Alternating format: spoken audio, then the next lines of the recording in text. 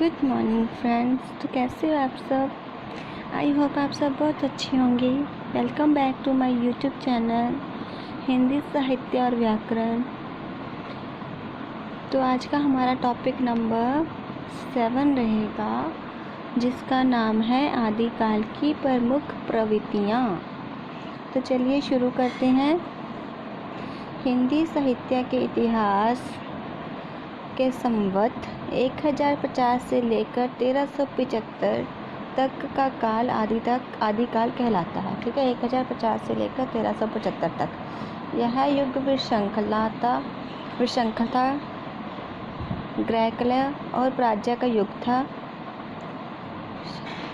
इस काल के चारण भाट कवियों ने अपने आश्रयदाता राजाओं को रिझाने के लिए रासो ग्रंथों की रचना की।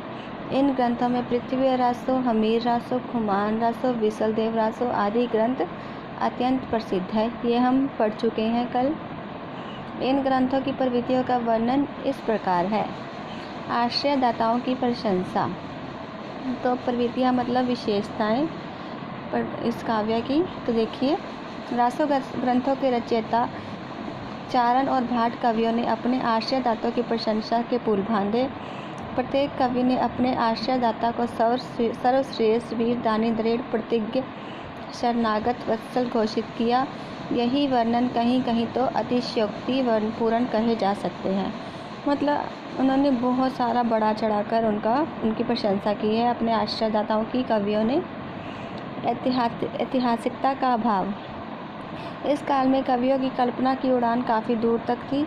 जहाँ एक और कवि का राजस्व प्रदान था, इसमें ऐसी कल्पित घटनाओं का वर्णन था जो इतिहास से मेल नहीं खाती। मतलब कवियों की कल्पना की उड़ान क्या है, बहुत ज़्यादा थी। कल्पनाओं में ज़्यादा विश्वास रखते थे जो इतिहास में मेल नहीं खा। ऐतिहासिकता की ओर इन कवियों का ध्यान नहीं गया। ऐतिहासिकता की ओर ध्यान नहीं गया। कल्पना द्वारा इन कवियों ने प्रत्येक वस्तु को रंगीन और अद्भुत बनाने का प्रयास किया। साधारण घटना को चमत्कारपूर्ण बना दिया। वीर रसात्मक ग्रंथों को प्रमाणिक संदिग्ध दी। अंत इसमें ऐतिहासिकता का अभाव देखने को मिलता है। ठीक है जी, ऐतिहासिकता का अभाव है। वो कल्पना में ज़्यादा विश्वास रखते थे। युद्धों का संजीव वर्णन। इस काल के कवि कलम के साथ साथ तलवार के भी धनी थे।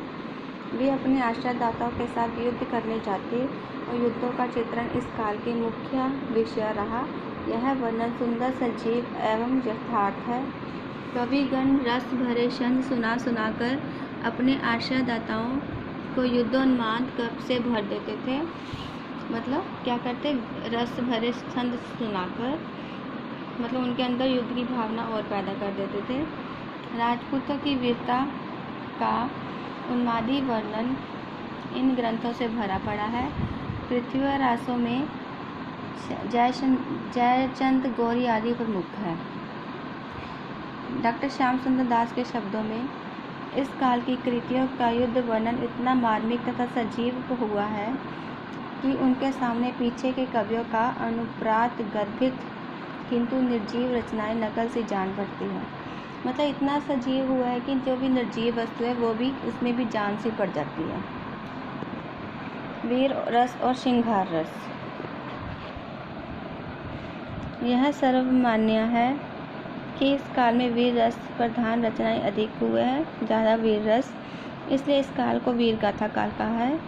सभी रासो ग्रंथ वीर रसात्मक ग्रंथ है। राजा एक दूसरे पर आक्रमण किया करते थे, उससे राज्य का विस्तार व उनकी कन्या, सुंदर कन्या व सभी रानियां छीनना चाहते थे। वे क्या युद्ध करके राज्य का तो विस्तार करना चाहते थे और उनकी सुंदर कन्याओं को भी छीनना चाहते थे। इस काल में वीर रस के साथ साथ श्रृंगार रस का भी सुंदर अंकन हुआ है। इस काल में या तो विदेशी आक्रमणकारियों को रोकने के लिए होते थे या राजपूत राजा आपस में लड़ते थे। इन युद्धों का कारण होती थी राजकन्या। पृथ्वीराज चौहान और जयचंद के युद्ध का मूल कारण संयोगिता रही।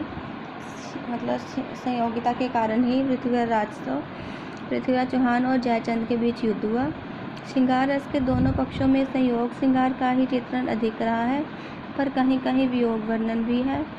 रासो काव्य में वीर रस प्रमुख है, श्रृंगार रस गौण है।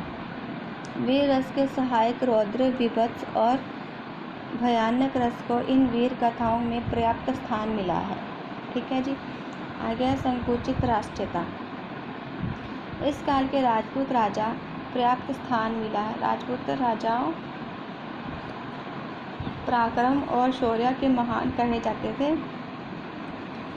अपने आश्रयदाताओं राजा की महानता का अतिशयोक्तिपूर्ण वर्णन करने वाले कवि कि अपने आश्रयदाता के राजा को ही राष्ट्र मानते थे। ठीक है, मतलब राजपूत राजा का पराक्रम और शौर्य बहुत महान था, वे अपने आश्रयदाता को ही राष्ट्र मानते थे। उसमें राष्ट्रीयता की भावना तो थी, पर राष्ट्रीयता संकुचित थी। राष्ट्रीय शब्द समूचे देश का सूचक न होकर अपने अपने तथा छोटे छोटे राज्यों का सूचक था। आगे है पृथ्वीराज चौहान के प्रति क्रोधांध होकर राजा जयचंद मोहम्मद गौरी को उस पर आक्रमण के लिए आमंत्रित किया। किसने? राजा जयचंद ने मोहम्मद गौरी को पृथ्वीराज पर आक्रमण करने के लिए आमंत्रित किया। यदि सभी राजा राजपूत राजा संगठित होकर विदेशी आक्रांताओं का सामना करते तो शायद भारत प्रतंत्र ना होता। व्यापक दृष्टि से राष्ट्रीयता का इस युग में अभाव ही हमारी पराजय का कारण बना। आगे है भाषा। हिंदी भाषा का विकास भले ही आदिकाल से ना हुआ हो, परंतु उसका विकास आरंभिक काल में प्रारंभ हो गया था। इन ग्रंथों में डिंगल और पिंगल मिश्रित राजस्थानी भाषा का प्रयोग हुआ है। डिंगल और पिंगल। इन कवियों ने वीर रस के अनुरूप ही तत्सम और तद्भव शब्दों का प्रयोग किया है। शब्द भंडार बहुत विस्तृत है। मैथिली, ब्रज और खड़ी बोली में केवल मुक्तक काव्य ही थे। डिंगल भाषा का प्रयोग प्रबंध काव्य की रचना जैसे पृथ्वीरासों परमाल रासों में होता है।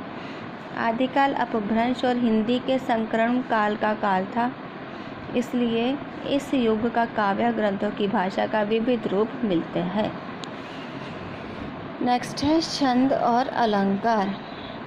डिंगल भाषा के दोहा, पदड़ी, गाथा, रोला और कवित्व इस काव्य के मुख्य छंद हैं। चंद वर्गीकृत पृथ्वीरासों में छंदों का बहुत परिवर्तन हुआ। चंद वर्गीकृत पृथ्वीरासों में छंदों का बहुत अधिक परिवर्तन हुआ है। जहाँ तक अलंकारों का संबंध है, इस काल की रचनाओं में पांडित्य प्रदर्शन की चेष्टा नहीं की गई। वैसे तो उपमा, रूपक, उत्प्रेक्षा आदि सभी परंपरागत अलंकार इस काल के काव्यों में मिल जाते हैं। अलंकारों के प्रयोग में संस्कृत, प्राकृतिक और अपभ्रंश कवियों की परंपरागत शैली का ही अनुसरण किया गया है। ठीक है जी, तो ये थी इनकी विशेषताएं और इनकी प्रवृत्तियाँ आदिकाल की।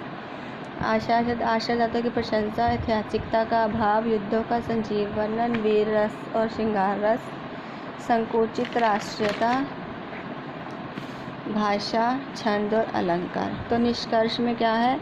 आदिकाल साहित्य में ऐतिहासिकता का अभाव और संकुचित राष्ट्रीय के होते भी अनेक काव्य रूप तथा शिल्प शैली इस काल के साहित्य में प्रकट और पुष्ट हुए हैं। अंत आदिकाल को हिंदी साहित्य का एक समृद्ध युग माना जा सकता है। Okay, bye.